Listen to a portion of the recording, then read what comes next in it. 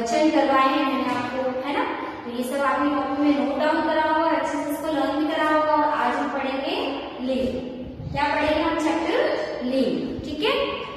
तो लिंग मीन्स क्या होता है? संज्ञा शब्द के जिस रूप से उसके पुरुष अथवा स्त्री होने का पता चलता है उसे लिंग कहते हैं। जैसे आदमी, औरत। मैंने यहाँ पर डेफिनेशन लिखी हुई है संज्ञा शब्दों के जिस रूप से उसके पुरुष या स्त्री होने का पता चले उसे लिंग कहते हैं। जैसे दादा, दादी।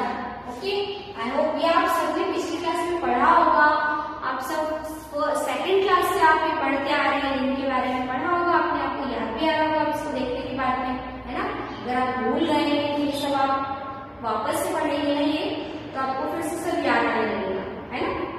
जैसे अगर अपन थोड़े दिन के लिए कुछ भूल जाते नहीं करते, और अगर हम इसको फिर से करने लग जाते हैं तो हमें वो चीजें वापस याद आने लग जाती है ना। तो ये लिंग की डेफिनेशन है। सबसे पहले आपको क्या लिखना है? चैप्टर का नेम लिखना है, उसके बाद आप लिंग की परिभाषा लिखेंगे, है ना। और व्याकरण है, ये हिंदी व्याकरण है, हिंदी व्याकरण की कॉपी आपको अलग से बनानी है। लेसन के अलग बनाएंगे आप। जितने भी मैंने आपको लेसन करवाए हैं वो आप क्वेश्चन आंसर एक्सरसाइज वो सब आपको लिखना है। और एक व्याकरण की कॉपी बनानी है तो उसमें सिर्फ आपको व्याकरण का लिखना है। तो सबसे पहले आप क्या लिखेंगे? डेफिनेशन लिखेंगे लिंग की। अब लिंग के प्रकार। लिंग कितने प्रकार के होते हैं? 2 प्रकार के होते हैं। कितने प्रकार के होते हैं लिंग? 2 प्रकार के। कौन कौन से होते हैं? पुल्लिंग और स्त्रीलिंग, ठीक है। कितने प्रकार के होते हैं लिंग? 2 प्रकार। कौन कौन से होते हैं? पुल्लिंग और स्त्रीलिंग, ठीक है। तो सबसे पहले हम पुल्लिंग की डेफिनेशन लिखेंगे। पुल्लिंग की परिभाषा, पुरुष जाति का बोध कराने वाले शब्द पुल्लिंग कहलाते हैं। जैसे दादा, पिता, भाई, या फिर आपके बड़े पापा, आपके फूफा जी, है ना, या जो भी है आपके घर में, वो सब क्या कहलाते हैं? पुल्लिंग किसमें आते हैं, है ना, मीन्स पुरुष जाति, ठीक है। अब स्त्रीलिंग की परिभाषा, ये यहाँ लिखिए स्त्रीलिंग की परिभाषा। स्त्री जाति का बोध कराने वाले शब्द स्त्रीलिंग कहलाते हैं। जैसे दादी, नानी, चाची, काकी, बुआ, है ना, बड़ी मम्मी जिसको आप बोलते हैं, ये सब कौन से इसमें आते हैं? स्त्रीलिंग में आते हैं। क्यों? क्योंकि स्त्री जाति में है वो सब, है ना। तो स्त्री जाति का बोध कराने वाले को क्या बोलते हैं? स्त्रीलिंग बोलते हैं, ठीक है। तो सबसे पहले आप क्या लिखेंगे? लिंग की परिभाषा लिखेंगे। उसके बाद आपको क्या लिखना है? लिंग के प्रकार लिखने हैं। लिंग के प्रकार में आपको परिभाषा लिखनी है। क्या? पहले पुल्लिंग की परिभाषा लिखेंगे, उसके बाद स्त्रीलिंग की परिभाषा लिखेंगे। अब मैंने यहाँ पर कुछ उदाहरण आपको दिए हुए पुल्लिंग और स्त्रीलिंग। पुल्लिंग को अगर स्त्रीलिंग में चेंज करेंगे तो कैसे करेंगे? तो वो मैंने आपको यहाँ पर लिख कर दिया है आपको, ठीक है। तो अब नेक्स्ट पेज पे आप क्या करेंगे? सबसे पहले पुल्लिंग लिखेंगे, उसके बाद लाइन डालेंगे और फिर क्या लिखेंगे? स्त्रीलिंग लिखेंगे। तो इसमें आपको चेंज करते आएगा। जैसे फर्स्ट नंबर में लिखा है राजा, तो राजा का स्त्रीलिंग क्या हो जाएगा? रानी। सेकंड में क्या लिखा है? बेटा, तो बेटा का क्या हो जाएगा? बेटी। उसके बाद में लिखा है पिता, पिता का क्या हो जाएगा स्त्रीलिंग? माता। अब इधर आ जाइए, ये वाला जो है आपको इसके नीचे लिखना है। जैसे 1 2 3 है तो ये 4 नंबर आपको यहाँ पर ही लिखना है, इसी के नीचे। ऐसा नहीं कि आप साइड में लिख देंगे, बस स्पेस नहीं, इसलिए मैंने ऐसे लिखा है ना। उसके बाद सेठ, तो सेठ का स्त्रीलिंग क्या हो जाएगा? सेठानी। क्या हो जाएगा? सेठानी। मोर, मोर का स्त्रीलिंग? मोरनी। चाचा, चाचा का स्त्रीलिंग? चाची। हाथी, हाथी का स्त्रीलिंग? हथीनी। उसके बाद क्या लिखा है मैंने? गाय, गाय का स्त्रीलिंग?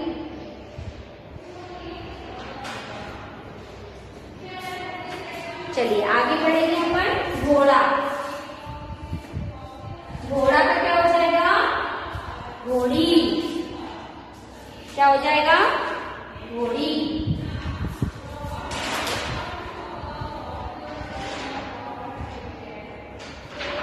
इसके बाद आप लिखेंगे मालिक, तो मालिक का स्त्रीलिंग क्या हो जाएगा? मालकिन। क्या हो जाएगा? मालकिन।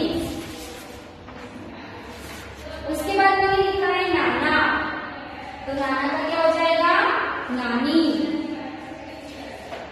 दिख रहा है आपको? बच्चा, बच्चा का क्या हो जाएगा? बच्ची।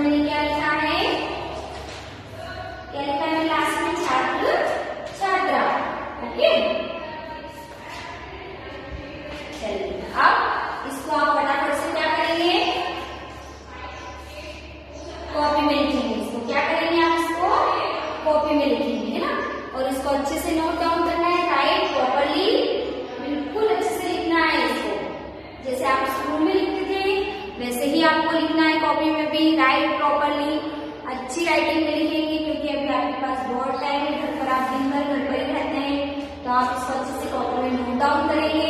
ओके, और इसको लर्न भी करना है। व्याकरण की कॉपी अलग से बनानी है, लेसन की कॉपी अलग से बनानी है, उसमें अच्छे से लिखना है और ये अच्छे से प्रिपेयर करना है, क्योंकि कभी भी आपका एग्जाम हो सकता है, असाइनमेंट के क्वेश्चन भी आ सकते हैं, तो आपको लिखते आना चाहिए अच्छे से, है ना। अगर आप अच्छे से रीडिंग राइटिंग करेंगे तो ही आप अच्छे से एग्जाम दे पाएंगे, पेपर दे पाएंगे आप, है ना। स्कूल में तो स्कूल में भी करते हैं ना आप, वैसे ही अभी आपको घर में बैठ के करना है। क्यों आप घर में बैठे, क्योंकि अभी आपको पता है कोरोना जैसी बीमारी फैली हुई है, जिसमें आप सब लोग घर में हैं अभी, है ना, बाहर नहीं निकलना है आपको, तो इसलिए आपको घर में ही बैठ के पढ़ाई करनी है अच्छे से। ओके, तो आज हमारा ये चैप्टर कंप्लीट होता है, ये चैप्टर। उसके पहले वाले चैप्टर भी मैंने जो आपको करवाए हैं वो आपको अच्छे से कंप्लीट करना है और अच्छे से प्रिपेयर करना है उसको। ओके, तो आज के लिए इतना ही है। तब तक आप अच्छे से लर्न करिए, बिल्कुल आप अलग से कॉपी बना लीजिए, इसको आप याद करिए और याद करने के बाद आप इसको लिख कर देखिए। अगर आप इसको लिख कर देखोगे तो जितना आप लिखोगे उतनी आपकी स्पीड भी बढ़ेगी और आपको लिखना भी आएगा अच्छे से, मात्राओं की गलतियां नहीं होंगी आपकी, है ना। और उसके बाद ये लर्न बहुत अच्छे से जाएगा। जो लिखकर याद करना है ना, उसको बिल्कुल पक्का याद करना है। ओके, इसलिए एक अलग से कॉपी बना करके इसको भी लिख कर याद करें। ओके, तो आज के लिए इतना ही। नेक्स्ट वीडियो में हम आपको दूसरा करेंगे। Okay, thank you, have a nice day.